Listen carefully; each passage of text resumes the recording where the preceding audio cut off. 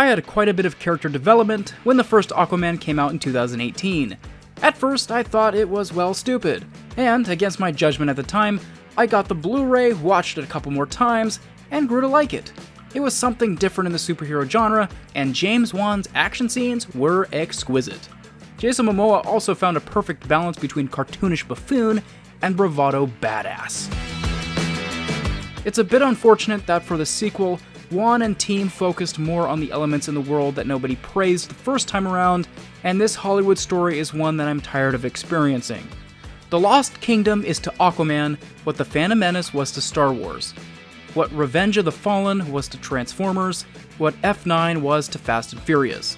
These movies are all comparable to one another, not only because of their dedication to spectacle over narrative, but because of one critical failure made by the filmmakers. They all embrace the madness of the worlds they exist in, and I got the same uncomfortable feeling watching Aquaman 2 that I got while watching some of these other films. Not to say that they don't have their defenders, and I would defend them each independently because of specific sequences, but nobody wanted a car to actually go into space! It's that kind of cartoonish storytelling that populates the entirety of the Lost Kingdom. Those other franchises did scale back and found more success. Revenge of the Sith, Dark of the Moon, and Fast X were all deemed great improvements. Aquaman will not have that luxury, as any follow-ups were essentially cancelled a year ago. Are there moments where the campiness works? Absolutely, but most of the jokes fall flat, a lot of the visual effects don't hold up, and even James Wan's incredible eye for action is unfortunately scaled way back. It also doesn't help that the entire premise of the film doesn't hold up against the smallest of scrutiny.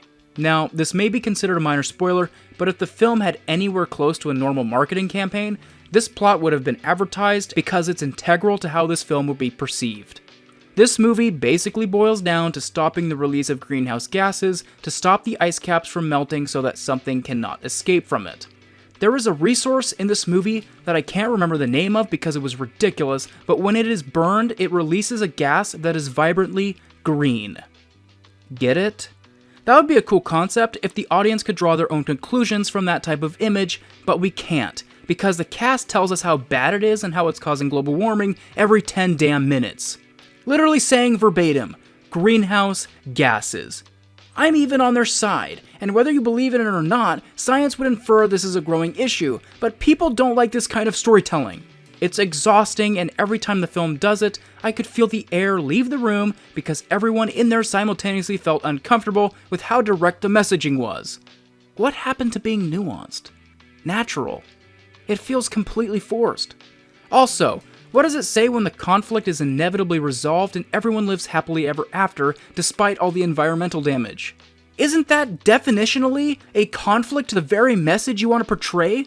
This film was in production for years, had countless reshoots, and the filmmakers still had the hubris to release something with a plot in this bad of shape.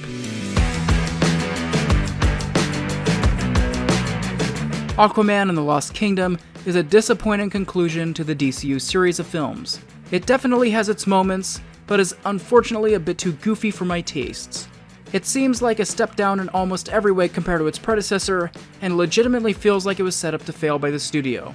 That doesn't, however, take away from the fun that you may get from it, depending on how willing you are to embrace its cartoonish, bombastic nature. True king builds bridges, right?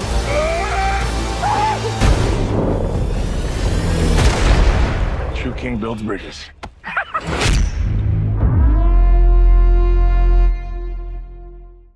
Thanks for stopping by and checking out the video. My goal is to have an international group of film lovers that can come together and talk about their favorite niche in the whole wide world, movies. So without further ado, go down below and let me know what your thoughts are on the topic. I might not agree, but your opinion always matters, and don't let anybody tell you otherwise.